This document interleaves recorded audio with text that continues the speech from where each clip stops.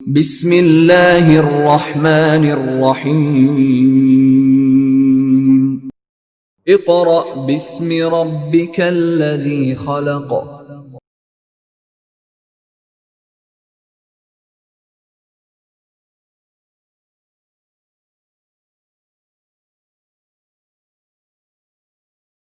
Auzubillahiminash-shaytanir-rajim. Bismillahir-rahmanir-rahim. Respectable parents and my dear students, Assalamu alaikum. Today we are going to learn tenses. As you can see on board, tenses. Tenses Urdu में ज़माने को कहते हैं. My dear students, we always talk about present, past and future. What are these? ये सब ज़माने हैं. इंसान की ज़िंदगी में कोई भी अमल टाइम के हिसाब से होता है, कोई भी एक्शन टाइम के हिसाब से होता है. जब हम अपने माजी के बारे बात कर रहे होते हैं तो हम पास्ट, और फिर जब हम प्रेजेंट को लेते हैं तो मौजूदा ज़माने में की गई बात प्रेजेंट कहलाती है. और जब हम अपने मुस्तकबिल बारे बात करते हैं तो उसे फ्यूचर कहा जाता है. ये सब ज़माने हैं. इनमें हम अपने एक्शन को जब डिफ़ाइन करते हैं तो उसको वर्ब के हिसाब से जब फॉर्म्स में ढाला जाता है तो वो ज़माने या टेंसेस कहलाते हैं. अब हम टेंसेस को डिटेल्ड पढ़ेंगे, तफसीलन पढ़ेंगे कि दरअसल टेंसेस क्या होते हैं. Let's know about tenses. First of all, I would like to introduce tenses to you. So, introduction to tenses. के tenses का तारुफ क्या है? In English grammar, verbs are often used in a way that indicates or denotes the time when an event or action is occurred. यानी English grammar के हिसाब से जो ग्रामर के हिसाब से ग्रामेटिकली जो आपके सामने चीज़ आएगी वो ये है कि जब आप किसी भी बात को, किसी भी एक्शन को वर्ब के ज़रिए डिनोट करते हैं. डिनोट का मतलब है बयान करना. इंडिकेट्स यानी बताते हैं, निशानदेही करते हैं वक्त के हिसाब से किसी भी एक्शन की. तो क्या होता है? These verbs that take up different forms to indicate the time of action. और जब ये वर्ब्स मुख्तलिफ सूरतों में अपने आप को ढाल लेते हैं और एक्शन को परफॉर्म करने के लिए अपने आप को तब्दील कर लेते हैं, किसमें? It's form. अपनी जो फॉर्म्स होती हैं, हालतें होती हैं, तो उनको क्या कहा जाता है? Tenses. These are called tenses. तो एक्चुअली जो फेल की हालतें हैं यानी वर्ब की जो हालतें हैं, actually these are called tenses. तो जब हम, जैसे मैंने आपको पहले बताया कि जब हम माजी बारे बात करते हैं यानी हमने जो काम, जो अमल, जो परफॉर्मेंस, जो हैपनिंग हमारी पास्ट में हुई वो हम फेल माजी, और जो हमारी मौजूदा सूरत हाल या जो एक्शन, जो परफॉर्मेंस हमारी आज की है उसको हम प्रेजेंट टेंस, और जो हमारा अमल, जो हमारी परफॉर्मेंस, जो हमारी हैपनिंग फ्यूचर में होगी तो उसको हम फ्यूचर टेंस से डिनोट करते हैं. और उससे ये होता है कि हमारे जो बयान है उसमें वाज़े मतलब सामने आ जाता है कि आया ये बात पास्ट में हुई है, प्रेजेंट में हुई है या फ्यूचर में हुई है. अब हमने इंट्रोडक्शन तो ले लिया. Let's know about the meaning of the word tense. What is meant by the word tense? Tense का मतलब क्या है? The word tense is derived from a Latin word tempus. Derived का मतलब है अखज़ किया गया है. कौन सा लफ्ज़? टेंस. टेंस का जो लफ्ज़ है ये एक्चुअली लातीनी ज़बान के लफ्ज़ टेम्पस से अखज़ किया गया है जिसका मतलब है ज़माना. टाइम या ज़माना। उर्दू में इसको ज़माना कहेंगे और इंग्लिश में इसको टाइम कहते हैं। तो ये लैटिन वर्ड टेम्पस से डिराइव किया गया है, अखज़ किया गया है। My dear students, time and action are part and parcel to each other, यानी टाइम और एक्शन एक दूसरे के लिए लाजिमो मलजूम हैं। Tense is defined as the form of verb. जैसे मैंने आपको पहले बताया कि टेंस जो है उसको हम फॉर्म ऑफ वर्ब से क्या करते हैं, डिनोट करते हैं, उसको बयान करते हैं, एक्सप्लेन करते हैं। और यहाँ पर आप देख सकते हैं कि टाइम को हमने 3 स्पेल में डिवाइड किया है, present, past and future. Fail hall, fail माजी और फेल मुस्तकबिल। लेट्स हैव अ रिव्यू कि हमने क्या अब तक समझा। यानी ग्रामेटिकल जो हमारे टेंसेस हैं उनको हम वर्ब की फॉर्म्स यानी हालतों से डिनोट करते हैं, बयान करते हैं, और एक्शन जो है वो टाइम के साथ लाजिमो मलजूम है। और टेंस का मतलब है टेम्पस से डिराइव किया गया जो लैटिन वर्ड था जिसका मतलब है ज़माना। अब आम तौर पर कन्फ्यूजन ये हो जाती है कि ये टेंसेस तो 3 हैं और अब हम आगे जब डिटेल में पढ़ेंगे तो आपने बिल्कुल भी कंफ्यूज नहीं होना। सबसे पहले तो आपको ये मालूम होना चाहिए कि हम एक्चुअली पढ़ने क्या जा रहे हैं। जिस तरह इंसान के बदन में रूह को अहमियत हासिल है, इसी तरह इंग्लिश ग्रामर में टेंसेस को अहमियत हासिल है। और कॉन्सेप्ट के साथ जब आप पढ़ेंगे तो आपको टेंसेस बहुत आसान हो जाएंगे। तो first of all you all have to know about the reality of these tenses, present, past and future. तो यहाँ पर आपको 3 main tenses, there are 3 main tenses. बुनियादी तौर पर वक्त को हम 3 ज़मानों में तकसीम करते हैं, प्रेजेंट, पास्ट एंड फ्यूचर। अब ये ज़माने की जो हालतें हैं ये हमारे लिए कितनी अहम हैं, तो there are 3 main verb tenses in English, present, past and future. अब आगे जाके हमने इनकी डिटेल पढ़नी है। और सबसे पहली बात तो ये है कि अक्सर जो मिस्टेक्स हो जाती हैं वो आपके स्पेलिंग में हो जाती हैं। इसके लिए सबसे पहले आपको स्पेलिंग के साथ इसकी डिटेल याद करनी है। तो टोटल टेंसेस अब कितने होंगे, प्रेजेंट के 4, पास्ट के 4 और फ्यूचर के 4। यानी ये तो हैं मेन टेंसेस, ज़माने की 3 हालतें हो गई। अब इन ज़माने की हालतों में कोई काम हो रहा है, कोई काम हो चुका है और कोई काम होता रहा है। यानी ऐसे काम जो मुख्तलिफ स्पेल में हमारे सामने आते हैं, मुख्तलिफ सूरतों में आते हैं, उनको नाम दिए गए हैं। Let's have a look. Present indefinite, present continuous, present perfect, present perfect continuous. इसी तरह पास्ट में past indefinite, past continuous, past perfect and past perfect continuous tense. इसी तरह फ्यूचर में हमारे पास future indefinite, future continuous, future perfect and future perfect continuous. यानी present indefinite फेल हाल सादा, जिसमें बिल्कुल आपको मौजूदा ज़माने में वर्ब की पहली फॉर्म के साथ किसी भी एक्शन को बयान करना होता है।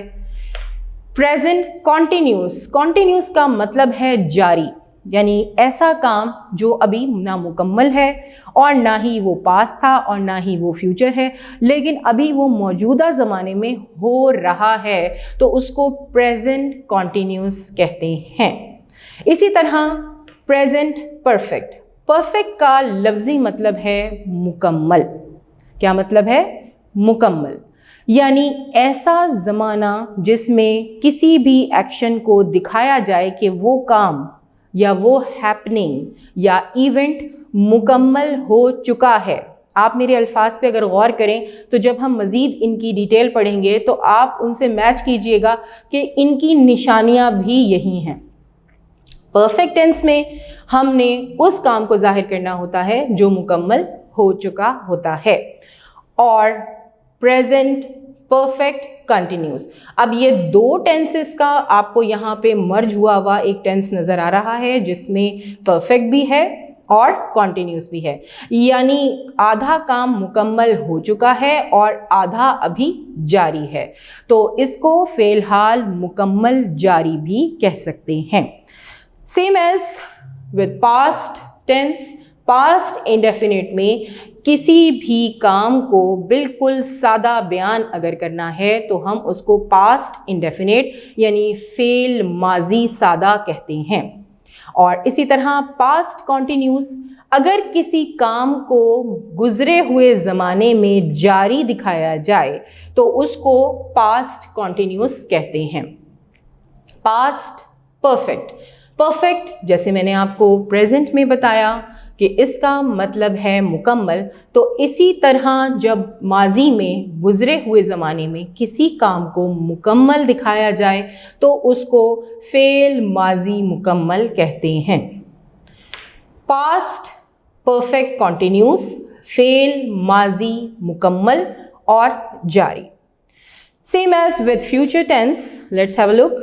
फ्यूचर इंडेफिनिट यानी फ़ेल मुस्तकबिल सादा, फ्यूचर कॉन्टिन्यूस फ़ेल मुस्तकबिल जारी, फ्यूचर परफेक्ट फ़ेल मुस्तकबिल मुकम्मल, और फ्यूचर परफेक्ट कॉन्टिन्यूस फ़ेल मुस्तकबिल मुकम्मल जारी, यानी आधा काम हो चुका और आधा काम अभी हो रहा है। बस आपने अपने जहन में ये रखना है कि हमने ये जो फॉर्म्स ऑफ वर्ब मैं आपको करवाती हूँ ये एक्चुअली फॉर्म्स ऑफ वर्ब नहीं है, बल्कि it denotes the time, the action, the performance. और यहाँ पर आपको प्रेजेंट, पास्ट और फ्यूचर जो नज़र आ रहा है, इनफैक्ट ये टेंसेस हैं, ये ज़माने हैं जिनको फॉर्म्स ऑफ वर्ब का नाम दिया जाता है।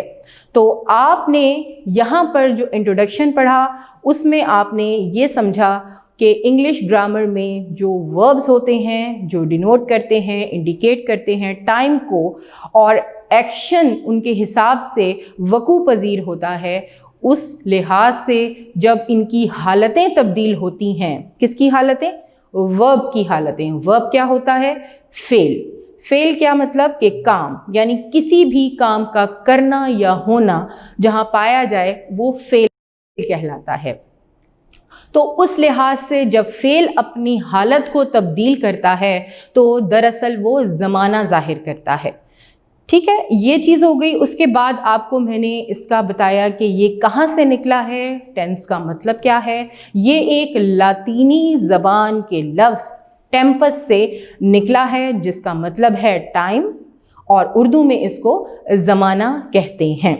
तो यहाँ पर आपने ये सीख लिया कि किस तरीके से प्रेजेंट, पास्ट और फ्यूचर को मिला के हमारे पास टोटल कितने टेंसेस आ जाते हैं। टोटल टेंसेस हमारे पास आ जाते हैं 12। How many total tenses are there? There are 12 total tenses. और मेन टेंसेस कौन से हैं हमारे पास? There are 3 main tenses. अगर आपसे कोई पूछे कि मेन टेंसेस कौन से हैं तो देयर आर 3 मेन टेंसेस। और टोटल टेंसेस कौन से हैं? कितने हैं? 4 प्रेजेंट के, 4 पास्ट के और 4 ही फ्यूचर के। तो टोटल टेंसेस हमारे पास 12 आ जाते हैं। तो ये आपके सामने जो अभी मैंने डिटेल बताई, तो ये सिर्फ इसलिए है ताकि आप इसको समझ लें। तो अब हम इसके बाद स्ट्रक्चर ऑफ सेंटेंस पर आएंगे कि ये सब चीज़ें कहाँ परफॉर्म होती हैं, किस सूरत हाल से हमारे सामने आती हैं। तो यहाँ पर हमारे सामने ये सब चीज़ें वाज़ेह तौर पर आ गई हैं। Dear students, as you can see on the board, we are going to know about sentence. पहले हमने tenses को पढ़ा, उसके बारे में वाक़फ़ियत हासिल की। सेंटेंस को जानना भी उतना ही ज़रूरी है जितना कि tenses बारे जानना। तो जब तक हमें ये मालूम नहीं होगा कि एक जुमला किन चीज़ों पर मुश्तमिल होता है, जुमला क्या होता है, तो उस वक्त तक हम टेंसेस को सही तौर यूज़ नहीं कर सकेंगे। Sentence, what is sentence? जुमला क्या होता है? आ सेट ऑफ वर्ड्स यानी अल्फाज का ऐसा मजमुआ दैट हैज़ कंप्लीट मीनिंग्स, जिसका मुकम्मल मतलब होता है, इज़ कॉल्ड सेंटेंस, जुमला कहलाता है। अल्फाज का वो मजमुआ जो बामायनी हो और बाआसानी समझ आ जाए और ऐसे अल्फाज पर मुश्तमिल हो जो मायनी रखते हों, तो उसको जुमला कहते हैं। उसके बाद हमारे पास एक और सवाल आता है कि जी what is the structure of a sentence, कि जुमला किन चीज़ों पर मुश्तमिल होता है, जुमले के अज्जा क्या होते हैं, किन पार्ट से मिलकर एक जुमला मुकम्मल होता है। There are 3 parts of a sentence. एक जुमले के 3 हिस्से होते हैं। How many parts of a sentence? 3। There are 3 parts of a sentence. ये एक नॉर्मल सेंटेंस, एक आम जुमले के बारे बात हो रही है, क्योंकि आगे चलकर जब हम टेंसेस को जुमलों में इस्तेमाल करेंगे तो टेंसेस खाली एक वर्ब है, ठीक है, लेकिन जब हमने उस वर्ब को सही तौर इस्तेमाल करना होता है तो हमें ये ज़रूर समझ लेना चाहिए कि इसके साथ बाकी अज्जा कौन से हैं। Let's have a look. ये सेंटेंस है और अब आप इसके पार्ट्स समझने जा रहे हैं। सब्जेक्ट, वर्ब, ऑब्जेक्ट, 3 चीज़ों पर मुश्तमिल होता है एक जुमला। जुमले के 3 अज्जा होते हैं, सब्जेक्ट यानी फ़ाइल, वर्ब यानी फ़ेल, ऑब्जेक्ट यानी मफ़ऊल। फ़ाइल, फ़ेल, मफ़ऊल जैसे आप उर्दू में भी करते हैं। फ़ाइल का मतलब क्या है? यानी काम करने वाला, उसको इंग्लिश में सब्जेक्ट कहते हैं।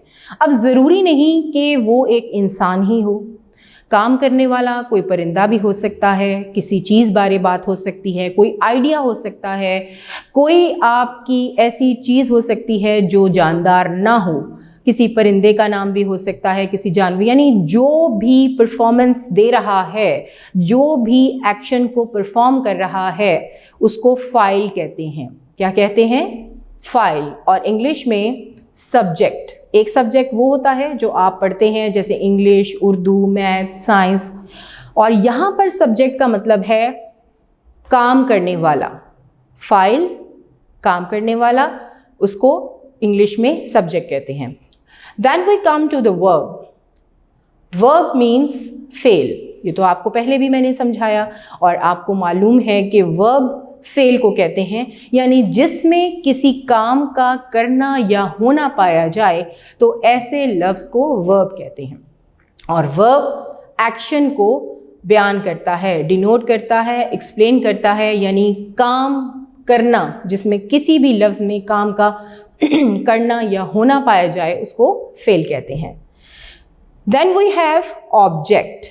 ऑब्जेक्ट का मतलब है मफूल, यानी जिस चीज़ पर काम हो रहा हो उसको मफूल कहते हैं और इंग्लिश में इसे ऑब्जेक्ट कहते हैं। ऑब्जेक्ट का मतलब है चीज़। अब यहाँ पर ऑब्जेक्ट कुछ भी हो सकता है, कोई जानदार चीज़ भी हो सकती है, बेजान चीज़ भी हो सकती है, लेकिन जो भी एक्शन परफॉर्म हो रहा है जिस चीज़ पर, इट इज़ कॉल्ड मफूल और इंग्लिश में object. So we have 3 parts of a sentence here: subject, verb, object. तो ये 3 चीज़ें हैं जिनसे मिलकर हमारा एक जुमला मुकम्मल होता है। Now let's have the definition of subject. File क्या होता है? Subject क्या होता है? It is a part of sentences contains person, thing, etc. यानी ये जुमले का वो हिस्सा होता है, जुमलों का वो हिस्सा होता है। कंटेन्स का मतलब है मुश्तमिल होना, जो मुश्तमिल होता है किसी इंसान पर भी हो सकता है, किसी चीज़ का नाम भी हो सकता है या कुछ और, जैसे मैंने अभी आपको पहले एक्सप्लेन किया। विच परफॉर्म एक्शन, जो कि एक्शन परफॉर्म करता है इज कॉल्ड सब्जेक्ट। उसको क्या कहते हैं? सब्जेक्ट कहते हैं। यानी जो अमल करने वाला है उसको सब्जेक्ट कहते हैं।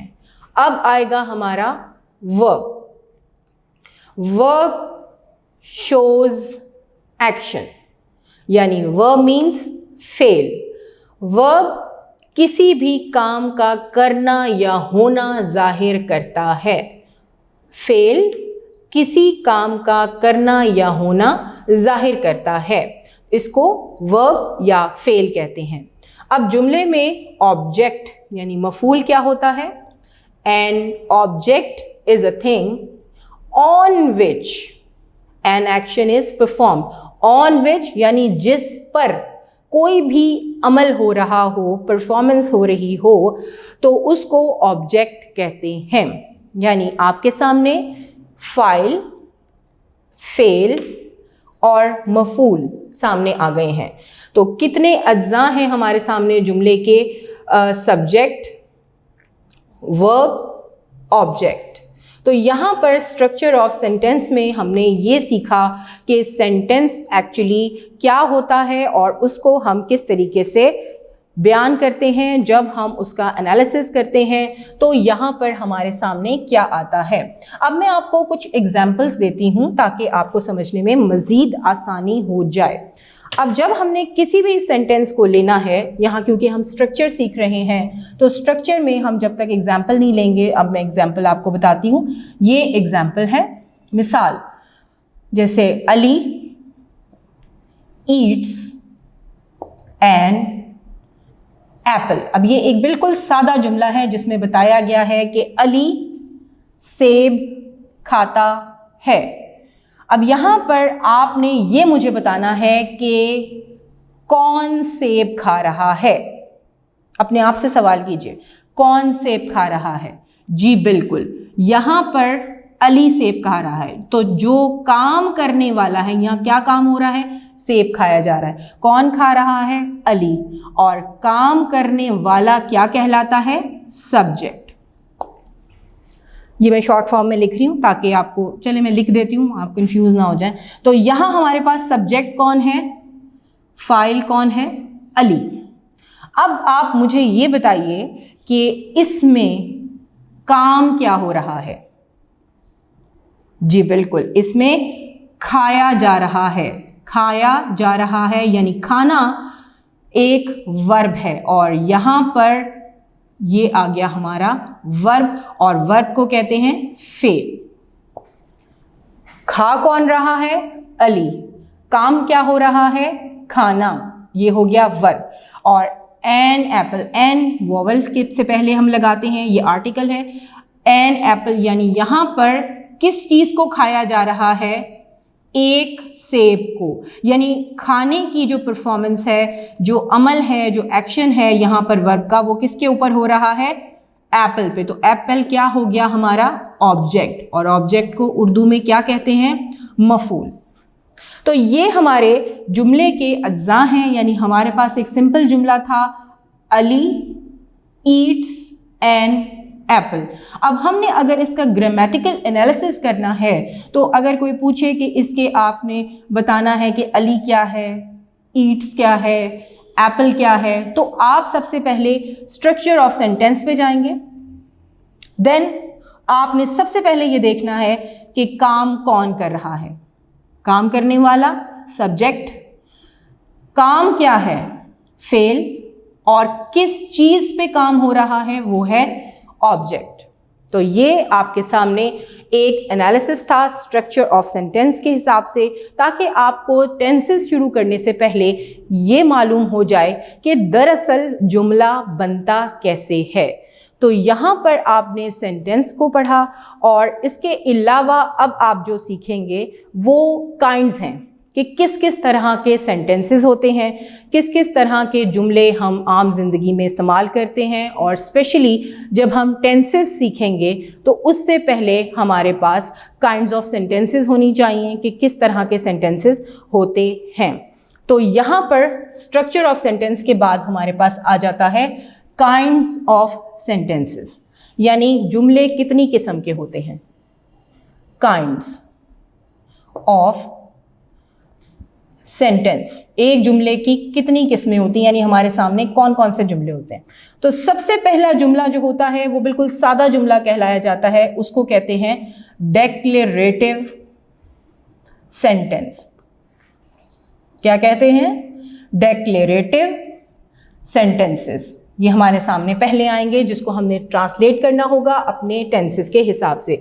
ये वो सादा जुमले होते हैं, बिल्कुल सादा जुमले, यानी जिनमें हमारे पास बिल्कुल क्लैरिटी होती है और इसमें किसी किस्म का कोई सवाल नहीं होता, बिल्कुल वाज़ेह बात होती है, हर चीज़ क्लियर होती है, हर चीज़ डिक्लेयर कर दी जाती है। तो ये डिक्लेयर से डिक्लेरेटिव सेंटेंसेस आते हैं।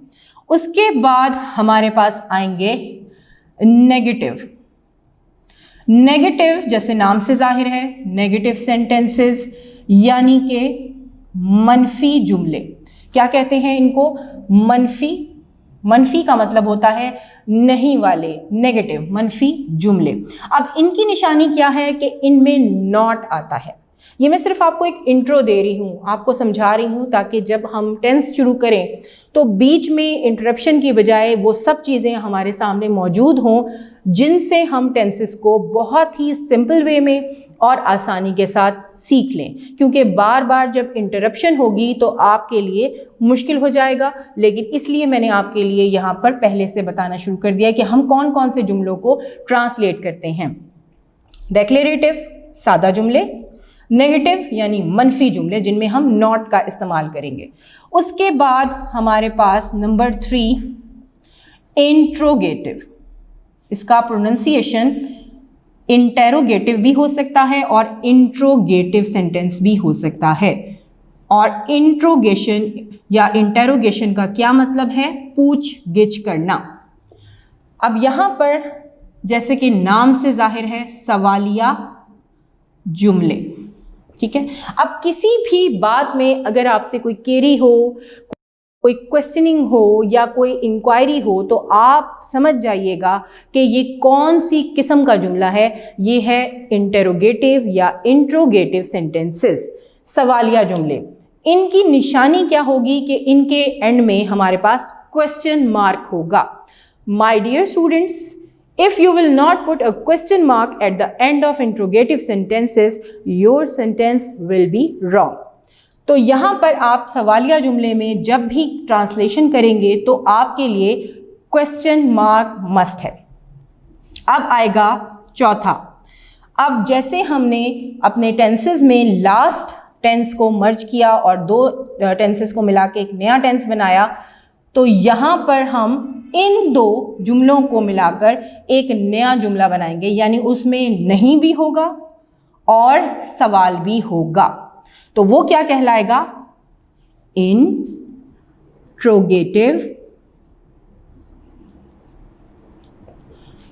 Negative sentences. ठीक है, यानी सवालिया मनफी फिक्रात। क्या नाम है इसका उर्दू में?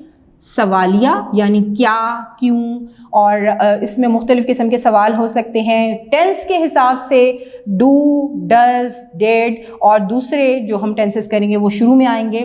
तो सवालिया भी होंगे और मनफी भी होंगे, यानी क्वेश्चन भी होगा और इसमें नॉट भी लगेगा और इसके एंड में भी क्वेश्चन मार्क होगा। कीप इट इन माइंड कि जहाँ भी इंटेरोगेशन आएगी, सवाल आएगा, उसके एंड में आपने क्वेश्चन मार्क पुट लाजमी करना है। और जो नेगेटिव है और डिक्लेरेटिव हैं, इनके एंड पे आपने फुल स्टॉप लाजमी लगाना है।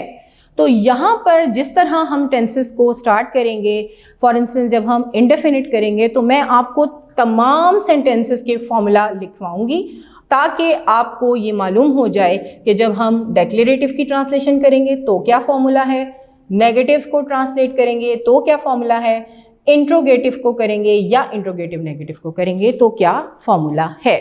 तो ये आपके वर्क फॉर डे 1 का काम कंप्लीट होता है। ये सब काम आपका वर्क फॉर डे वन था। एक्चुअली ये आपके इंटरेस्ट पे डिपेंड करता है। मैंने शुरू में आपको इसलिए नहीं कहा क्योंकि एक दफ़ा में अगर आप नहीं समझेंगे तो आपकी अपनी मर्ज़ी है। अगर आप चाहेंगे कि ये सब काम मैं एक दिन में देख लूँ तो आपकी मर्ज़ी है। ये सब चीज़ें आपकी आसानी के लिए डिवाइड की जाती हैं ताकि आपके ऊपर बर्डन ना हो। Let's have a review of today's lecture. First of all we came to know about tenses, कि टेंसेस क्या होते हैं। ये लैटिन वर्ड टेम्पस से डिराइव किया गया है जिसके मायने हैं ज़माना या इंग्लिश में टाइम।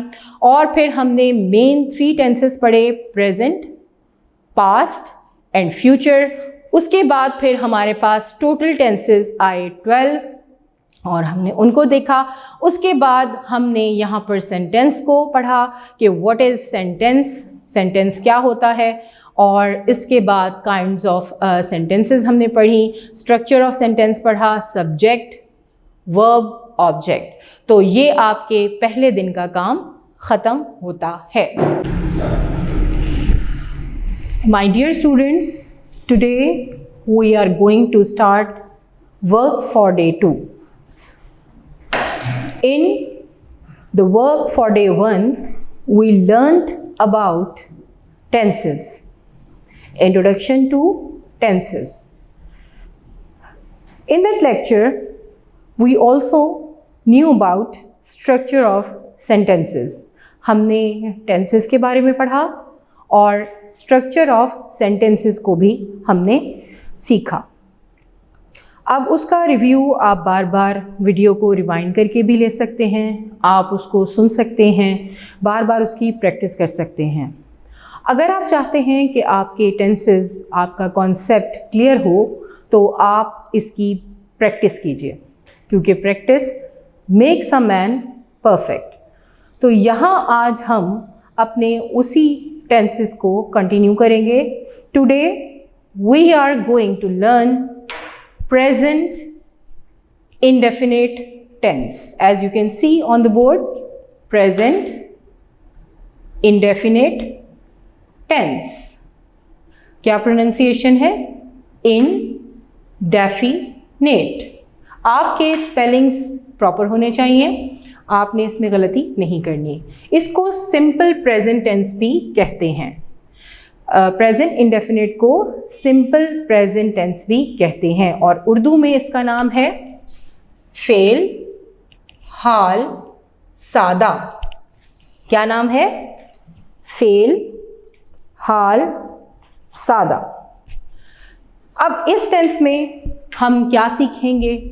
ये कैसे मालूम होगा कि कोई जुमला फेल, हाल, सादा का है और प्रेजेंट इंडेफिनिट से ताल्लुक़ रखता है? तो अब हम इसकी तारीफ़ और पहचान पढ़ेंगे कि हमें कैसे पता चलेगा कि प्रेजेंट इंडेफिनिट टेंस क्या होता है और उसकी ट्रांसलेशन कैसे की जाती है।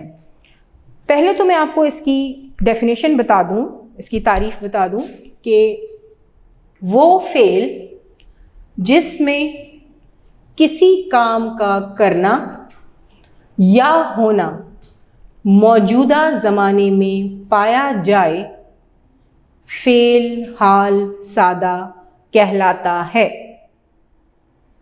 उर्दू जुमलों के आखिर में ये निशानी है, आपको जैसे पता चलना है कि कौन सा जुमला है, तो उर्दू जुमलों के आखिर में ता है,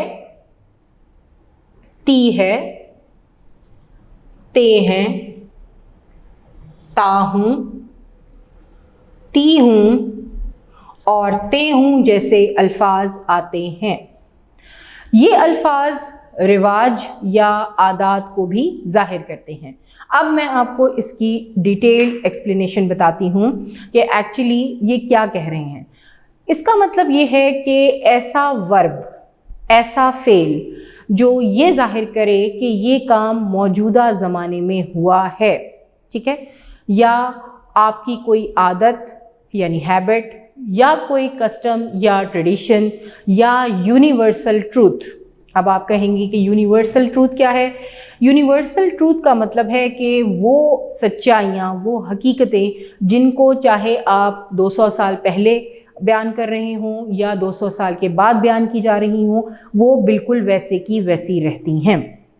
मिसाल के तौर पर अगर मैं ये कहूँ कि सूरज मशरिक से निकलता है, क्या कहा मैंने? सूरज मशरिक से निकलता है। तो आज से कई हज़ार साल पहले भी सूरज मशरिक से निकल रहा था और आज भी मशरिक से निकलता है।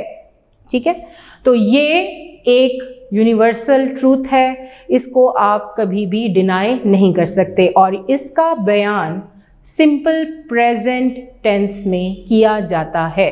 यानी इसको हम जब लिखते हैं तो जुमले के आखिर में ता है, ती है, ते हैं, इस तरह के अल्फाज आते हैं। तो ये यूनिवर्सल ट्रूथ कहलाता है, जिसको हम कभी भी किसी और टेंस में नहीं लिख सकते। अब मैं इसको पास्ट नहीं कर सकती कि सूरज मशरिक से निकलता था, ऐसा नहीं है। ये यूनिवर्सल ट्रूथ है और ये प्रेजेंट इंडेफिनिट टेंस में ही लिखा जाता है। इस तरह बहुत सी सच्चाइयाँ हैं, हकीकतें हैं। तो इस तरह आप ये कह सकते हैं कि ज़मीन सूरज के गिर्द घूमती है, तो ज़मीन सूरज के गिर्द ही घूमती है। ऐसा नहीं है कि ज़मीन ने चाँद के गिर्द घूमना शुरू कर दिया या पहले कहीं और घूमती थी। तो ज़मीन सूरज के गिर्द घूमती है। ये वो हकीकतें हैं, ये वो सच्चाइयाँ हैं जिनको यूनिवर्सल ट्रूथ कहते हैं। सो माय डियर स्टूडेंट्स, आपके सामने इस चीज़ को वाज़े कर देना ज़रूरी है कि सबसे पहले तो आपने टेंसेस वाइज निशानियां अपने जहन में रखनी हैं कि सिंपल प्रेजेंट टेंस की क्या निशानी है, क्योंकि बिगिनर्स जो ट्रांसलेट करते हैं उर्दू से इंग्लिश और फिर उर्दू को इंग्लिश में जब ट्रांसलेट किया जाता है तो आप कंफ्यूज हो जाते हैं कि यहाँ पर हम किस तरीके से कौन सा टेंस इस्तेमाल करें। और याद रखिए कि इसमें वर्ब की पहली फॉर्म के अलावा कोई फॉर्म ऑफ वर्ब इस्तेमाल नहीं होगी। क्लियर? ज़्यादा कॉम्प्लिकेटेड नहीं है, आपने कॉन्सेप्ट के साथ पढ़ना है और इसको समझते जाना है। अब हम हमारा नया जो इसके साथ टॉपिक रिलेट करता है वो है अंग्रेज़ी तर्जुमा करने का तरीका। ये बहुत ही इम्पॉर्टेंट पॉइंट है जिसके लिए हम सारा टेंस सीख रहे हैं। ये मैं आपको उर्दू साथ साथ लिख के बता रही हूँ ताकि आप जब इम्तिहानों में या कहीं भी आप लिखेंगे कोई भी जुमले तो आपको बिल्कुल वाज़ेह नज़र आ जाए कि ये कौन सा टेंस है। अब किस तरह हम अंग्रेज़ी तर्जुमा करते हैं पहले हम देखेंगे। फ़ेल हाल सादा में वर्ब की हमेशा पहली हालत या फर्स्ट फॉर्म, उर्दू में हालत कहते हैं और इंग्लिश में फॉर्म कहते हैं। तो सबसे पहले आपने देखना है कि वर्ब की हमेशा पहली फॉर्म यूज़ करते हैं। सिंगुलर नाउन के साथ वर्ब की पहली फॉर्म के साथ एस या ईएस का इजाफा करते हैं। मनफी जुमलों में डू या डज के साथ नॉट इस्तेमाल होता है। यहाँ पर आप नॉट बग़ैर डू या डज के नहीं लगाएंगे, ये हम नेगेटिव सेंटेंसेस में पढ़ेंगे। मैंने आपको ये सारा इकट्ठा इसलिए अभी बताया कि आप कंफ्यूज ना हो, आपको ये मालूम हो जाए कि हम फ़ेल हाल सादा में ट्रांसलेट करने के लिए क्या स्टेप्स अपनाएंगे। तो आपको मैंने जैसे सेंटेंस की काइंड्स बताई थी कल के डेक्लेरेटिव, नेगेटिव, इंट्रोगेटिव और इंट्रोगेटिव नेगेटिव। तो ये वो तमाम सेंटेंसेस हैं जिनमें अब हम प्रेजेंट इंडेफिनिट को कन्वर्ट करेंगे, ट्रांसलेट करेंगे। फर्स्ट ऑफ ऑल मैं यहाँ पर आपको बताना चाहूँगी कि डू और डज किसके साथ लगाते हैं। आपकी क्लास के हिसाब से मज़ीद डिटेल्स मैंने बताने की बजाय आपको बहुत ही ब्रीफ करके बता दिया ताकि आप बिल्कुल कंफ्यूज ही ना हो कि फ़र्स्ट पर्सन सिंगुलर या सेकंड पर्सन सिंगुलर या थर्ड पर्सन सिंगुलर क्या होता है। ये आपने जहन में बस रखना है कि डू और डज किन के साथ इस्तेमाल होता है प्रेजेंट इंडेफिनिट टेंस में।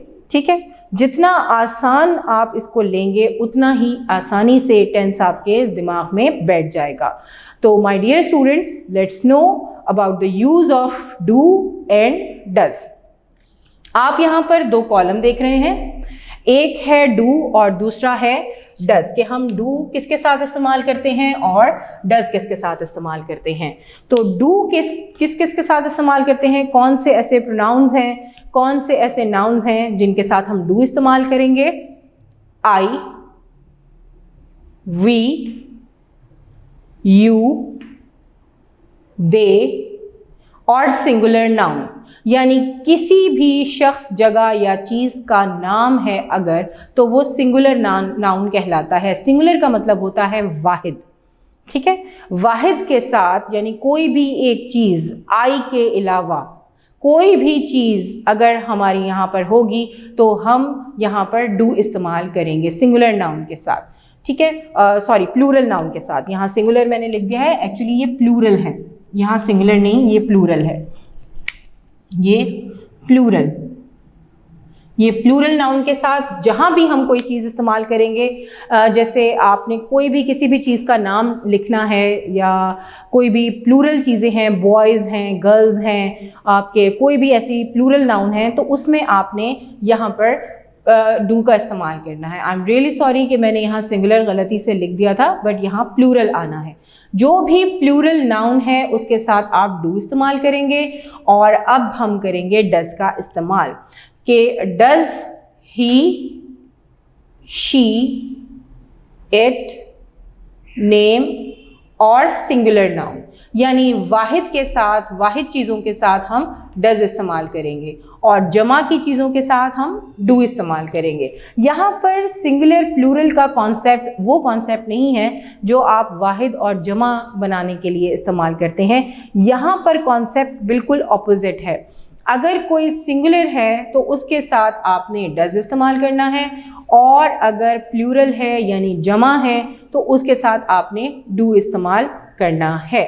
तो ये जहन में रखिए कि आई, वी, यू, दे और प्लूरल नाउन यानी जमा के सीगे के लिए, जमा की चीज़ों के लिए आपने इसको इस्तेमाल करना है और डू इस्तेमाल करना है। और ही, शी, इट, नेम या सिंगुलर नाउन के लिए आप हमेशा डज इस्तेमाल करेंगे।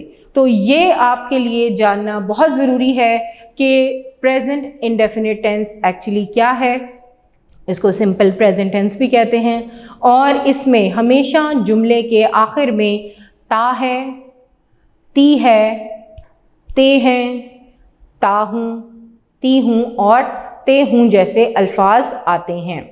अमूमन रवाज या आदात को भी ज़ाहिर करता है। जैसे आप ये कहें कि मैं हर रोज़ सुबह सवेरे उठती हूँ या उठता हूँ, मैं मस्जिद में नमाज अदा करता हूँ, तो ये आपकी आदात को ज़ाहिर कर रहा है। तो जहाँ पर आपने ये देखा कि जुमले के आखिर में ये अल्फाज आए हैं, ता है, ती हूँ वग़ैरह वग़ैरह, तो आप समझ जाइए कि ये प्रेजेंट इंडेफिनिट टेंस यानी सिंपल प्रेजेंट टेंस है। तो ये आपका जो वर्क फॉर डे 2 था, ये आपने कंप्लीट कर लिया। अब हम आगे काम करेंगे, तो आज आपका भी ये वर्क फॉर डे 2 कंप्लीट हो गया जी। तो डियर स्टूडेंट्स, अब हम इससे आगे काम करेंगे work for day 3। Present indefinite tense, simple present tense. हमने वर्क फॉर डे 2 में इसकी तारीफ़ व पहचान और मज़ीद बातें सीखी। Today we are going to learn the method of translation, यानी अब हम प्रेजेंट इंडेफिनिट के जुमलों को किस तरीके से अपने डिक्लेरेटिव सेंटेंसेस, नेगेटिव और बाकी जुमलों में तब्दील करेंगे। So let's start. First of all, we will translate declarative sentence. अब हमने प्रेजेंट इंडेफिनिट के सादा जुमलों को जब डिक्लेरेटिव यानी बिल्कुल सादा जुमलों में तब्दील करना है, फ़ेल हाल सादा को, तो क्या फॉर्मूला इस्तेमाल करना है, तरीक़ाकार क्या होगा। सबसे पहले सब्जेक्ट, फिर first form of verb plus object plus full stop. My dear students, if you will not put a full stop at the end of the sentence, your sentence will be wrong. So keep it in mind the importance of full stop. तो subject क्या होता है? File. सबसे पहले file, फिर fail, फिर मफूल और फिर खत्मा या फुल स्टॉप. तो यहाँ पर मैं एक सेंटेंस ले रही हूँ एग्जाम्पल के तौर पर कि I write a letter, full stop. अब यहाँ पर सब्जेक्ट के नीचे मैंने आई लिखा ताकि आप समझ जाएं, देख लें कि आई सब्जेक्ट है. First form of verb right, लिखना, इसके नीचे मैंने राइट लिख दिया. और ऑब्जेक्ट क्या है? क्या लिखा जा रहा है? खत लिखा जा रहा है. तो ऑब्जेक्ट के नीचे लेटर आ गया और फुल स्टॉप. तो मैं खत लिखता या लिखती हूँ. My dear students, word to word translation नहीं हो सकती. जुमले को अंग्रेज़ी तर्जुमा करते वक्त आपने इस फॉर्मूले पर अमल करना है कि सबसे पहले आपने फाइल को अपने जहन में रखना. सबसे पहले फाइल, फेल, मफूल. डिक्लेरेटिव सेंटेंसेस का फॉर्मूला फाइल, फेल, मफूल, full stop. Subject, first form of verb, object plus full stop. I write a letter, मैं एक खत लिखता या लिखती हूँ. तो जब आपके जहन में ये फॉर्मूला आ जाएगा तो आपको ट्रांसलेशन बिल्कुल भी मुश्किल नहीं लगेगी. So keep it in mind the formula of declarative sentences. उसके बाद यहाँ एग्जाम्पल है. ठीक है, एग्जाम्पल क्या है? तुम स्कूल जाते हो. अब जैसे आपने वर्क फॉर डे 2 में पढ़ा कि मैंने आपको निशानियां बताई थी कि उर्दू जुमले के आखिर में ता है, ती है, ते हूँ, ते हो. तो ये वो अल्फाज हैं जो निशानदही करते हैं, निशानियां हैं ये किसकी? कि ये प्रेजेंट इंडेफिनिट है और ये बिल्कुल सादा जुमला है जिसमें वाज़ेह एक बात बता दी गई है कि तुम स्कूल जाते हो. क्या ट्रांसलेशन हो जाएगी? Subject, verb, object. Subject you, verb go और स्कूल ऑब्जेक्ट है. ठीक है, तो ये जो टू वगैरह हैं बीच में जो आती हैं चीज़ें, ये आर्टिकल्स होते हैं, प्रेपोजिशंस होते हैं. तो ये चीज़ें आपने पार्ट्स ऑफ स्पीच में पढ़ ली हैं. तो यहाँ पर कौन? तुम. फाइल कौन है? यू. वर्ब क्या है? गो. और ऑब्जेक्ट क्या है? स्कूल. तो सब्जेक्ट, ऑब्जेक्ट और सब्जेक्ट, वर्ब, ऑब्जेक्ट और फिर फुल स्टॉप. ये है फॉर्मूला. दूसरी मिसाल है, हम क्रिकेट खेलते हैं. जुमले के आखिर पे गौर कीजिए, ते हैं. हम की English we play cricket, full stop. हम क्रिकेट खेलते हैं. सब्जेक्ट वी, प्ले वर्ब और क्रिकेट ऑब्जेक्ट है. अब यही फॉर्मूला आपका बाकी सेंटेंसेस में भी होगा लेकिन थोड़े से रद्दोबदल के साथ. अब आगे आएगा आपका नेगेटिव सेंटेंसेस जिनको मनफी फ़िक़रात भी कहते हैं. अब इसका फॉर्मूला क्या होगा? सब्जेक्ट प्लस डू या does plus not plus first form of verb plus object plus full stop. तो नेगेटिव सेंटेंसेस में आपने जहन में रखना है कि नॉट आपने डायरेक्ट नहीं लगा देना. आपके पास जब तक डू या डज इस्तेमाल नहीं करेंगे आप, तो उस वक्त तक आप नॉट इस्तेमाल नहीं कर सकते सिंपल प्रेजेंट टेंस में. तो सब्जेक्ट क्या था हमारा? आई.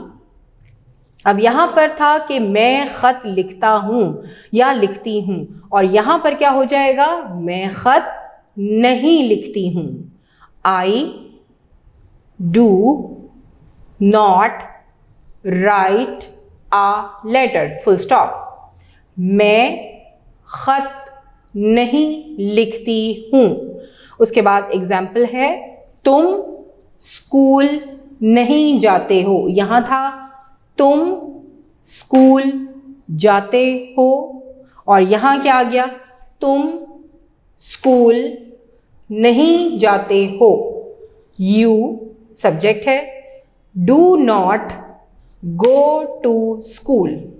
ठीक है, you do not go to school, full stop. तुम स्कूल नहीं जाते हो। हमारा डिक्लेरेटिव सेंटेंस था, हम क्रिकेट खेलते हैं। यहां क्या हो जाएगा, हम क्रिकेट नहीं खेलते हैं। We do not play cricket. हम क्रिकेट नहीं खेलते हैं।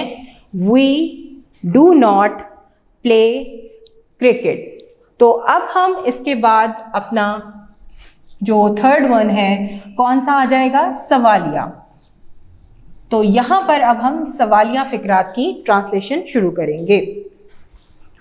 और सवालिया फिक्रात को क्या कहते हैं, ये हमारा नंबर 3 पे है। इंट्रोगेटिव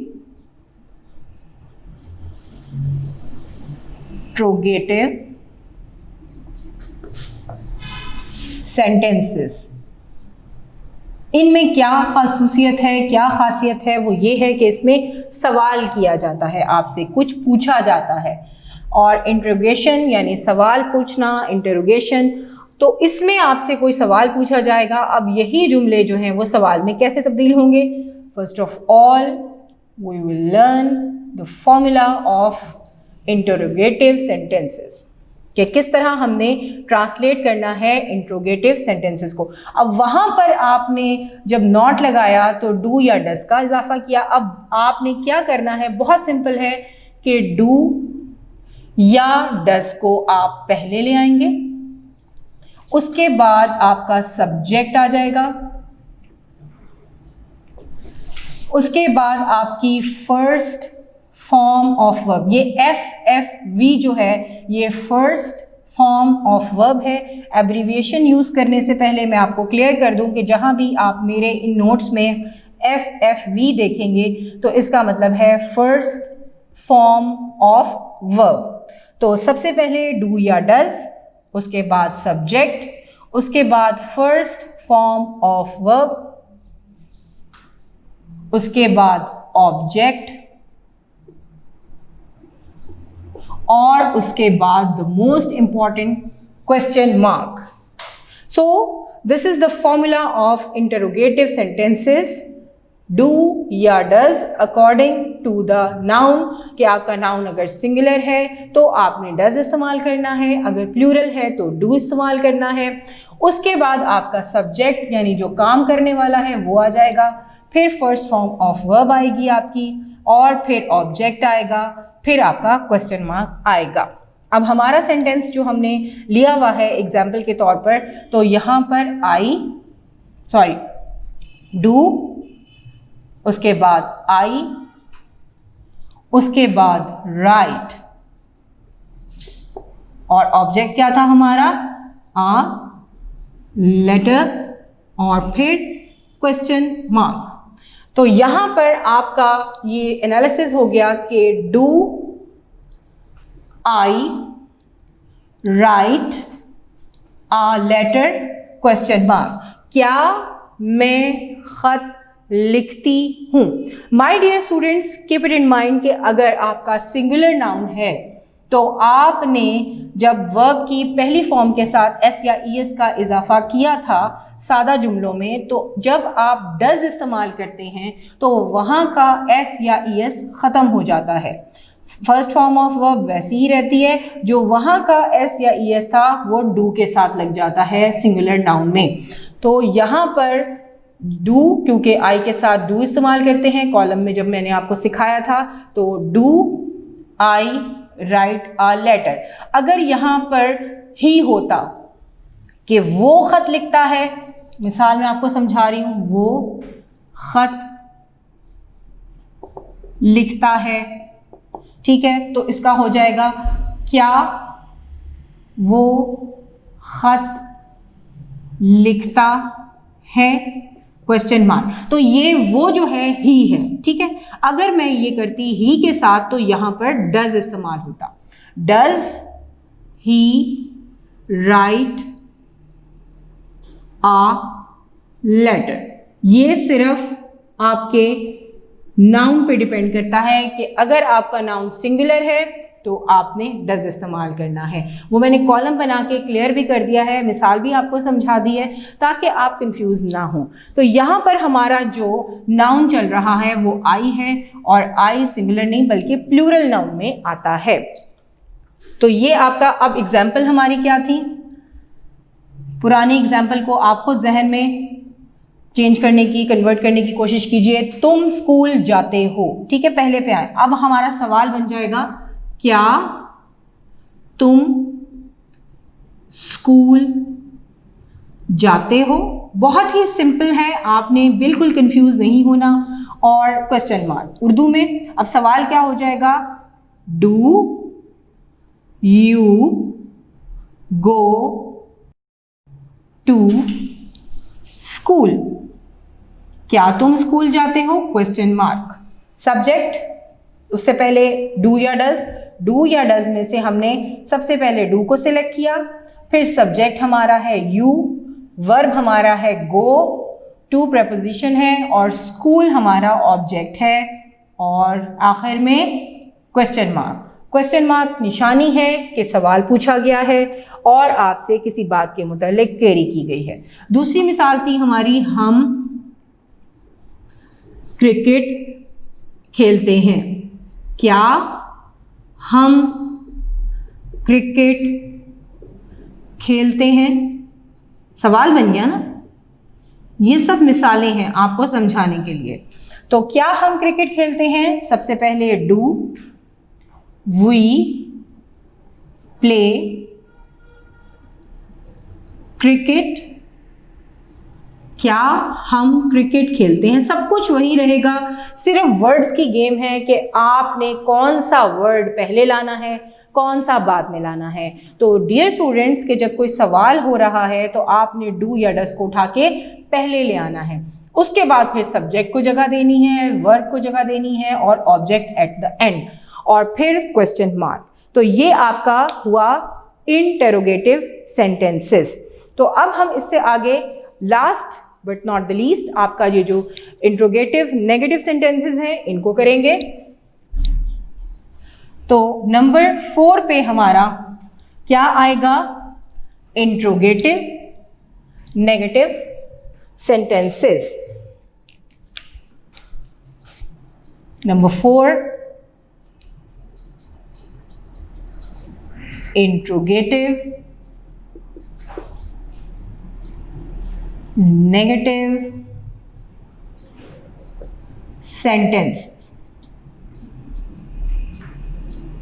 ठीक है, ये साथ साथ करवाने का मकसद है ताकि अब सबसे पहला स्टेप हमारा क्या होता है कि हमने इसका फॉर्मूला चेक करना है।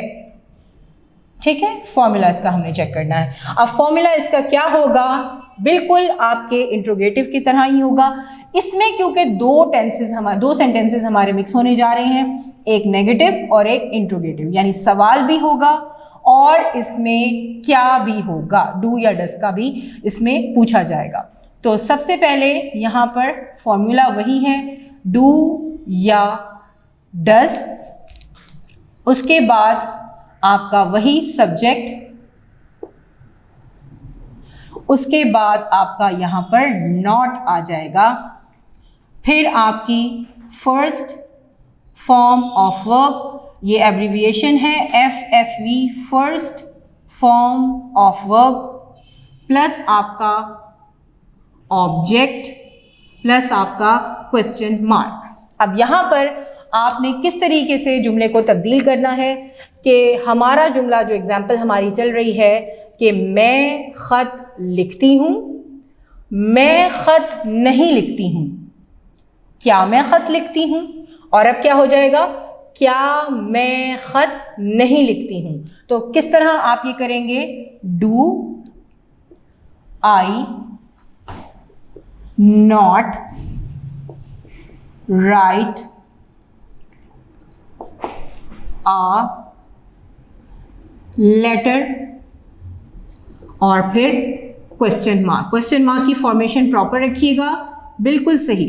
तो यहाँ पर आपका डू बिल्कुल वैसे के वैसे ही आ गया जैसे आपने इंट्रोगेटिव में किया था, और फिर आपका सब्जेक्ट आ गया आई। इजाफा किस चीज़ का हुआ? नॉट का, क्योंकि ये दोनों सेंटेंसेस का मिलाप है, इंट्रोगेटिव और नेगेटिव सेंटेंस। तो नहीं का इस्तेमाल करना है तो सब्जेक्ट के फौरन बाद नॉट लगाएंगे, और फिर फर्स्ट फॉर्म ऑफ वर्ब आ जाएगी, और फिर हमारा ऑब्जेक्ट आ जाएगा। अब हम आएंगे अपनी एग्जाम्पल्स की तरफ। पहली एग्जाम्पल हमारी क्या चल रही है कि तुम स्कूल जाते हो, तुम स्कूल नहीं जाते हो, क्या तुम स्कूल जाते हो, और अब क्या हो जाएगा? क्या तुम स्कूल नहीं जाते हो। आगे क्या आ जाएगा? मार्क, क्वेश्चन मार्क, सवालिया निशान। ट्रांसलेशन क्या होगी? Do you not go to school? क्या तुम स्कूल नहीं जाते हो? Do you not go to school. और फिर दूसरा हमारी क्या मिसाल थी कि हम क्रिकेट खेलते हैं, नेगेटिव में आ गया, हम क्रिकेट नहीं खेलते हैं। इंट्रोगेटिव में क्या हम क्रिकेट खेलते हैं, और फिर नेगेटिव इंट्रोगेटिव में क्या हम क्रिकेट नहीं खेलते हैं। तो यहाँ क्या आ जाएगा?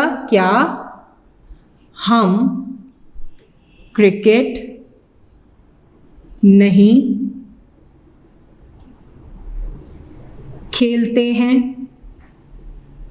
Question mark.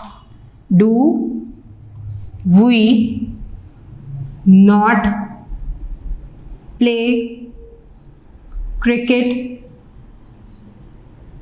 नहीं भी है और डू का इस्तेमाल भी है, और आखिर में क्वेश्चन मार्क। तो यहाँ पर आपको सारी चीज़ें क्लियर बताने का मकसद सिर्फ ये है ताकि आप अच्छे तरीके से इसको गो थ्रू कर लें। तो my dear students, I hope के डे 3 के काम में हमने जो ये ट्रांसलेशन की है आप इसे बार बार रिवाइंड करके देखेंगे, इसकी प्रैक्टिस करेंगे और ख़ुद से ही कुछ जुमले निकालेंगे और उनकी आप प्रैक्टिस करेंगे। तो डे 1, डे 2 और आज डे 3 का काम भी आपका कंप्लीट हो जाता है। आप बार बार इसकी प्रैक्टिस करें, और अगर कोई चीज़ नहीं समझ आती उसको नोट डाउन कीजिए, और स्कूल के दिए गए नंबर पर आप राब्ता भी कर सकते हैं, या जब स्कूल खुलेंगे तो आप मुझसे डायरेक्ट भी बात कर सकते हैं। तो अगले लेक्चर तक के लिए अब हम डे 4 का काम जब करेंगे तो उसमें हम दूसरा टेंस सीखेंगे। ठीक है, तो आपका डे 3 का काम ख़त्म हो जाता है।